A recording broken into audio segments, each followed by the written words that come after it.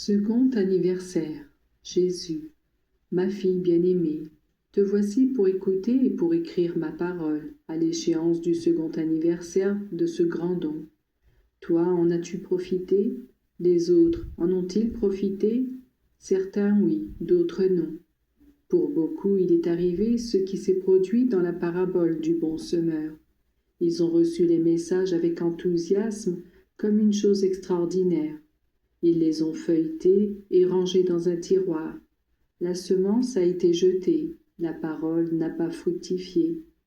D'autres ont reçu la parole et en ont commencé la lecture.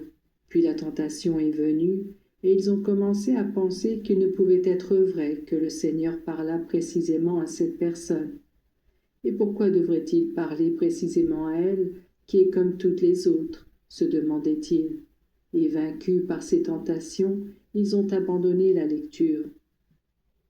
Certains se sont même rongé l'âme d'envie et de mépris. Ils allaient disant « Qui croit-elle être celle-là ?» pour dire que c'est Jésus qui lui parle. C'est ainsi que la semence a été étouffée par les ronces et les épines.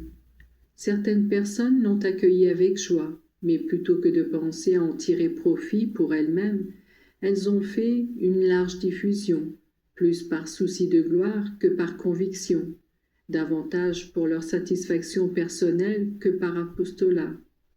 De cette façon, la parole ne peut pas porter de fruits que désire le Père, le semeur, mais celui qui l'a accueilli avec reconnaissance et s'en est nourri journellement, comme d'un aliment sain et nourrissant, a fait comme celui qui a semé dans une bonne terre, laquelle produira 60, 70 ou 100 pour un, et il se perfectionnera et atteindra les plus hauts sommets.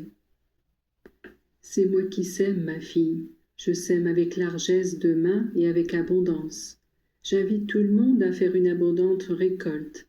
Ne gaspillez pas les dons de Dieu, car vous ne savez pas si le semeur repassera. Tout don de Dieu requiert correspondance, reconnaissance et réponse d'amour. L'abus des grâces de Dieu est une responsabilité pour soi-même et pour les autres.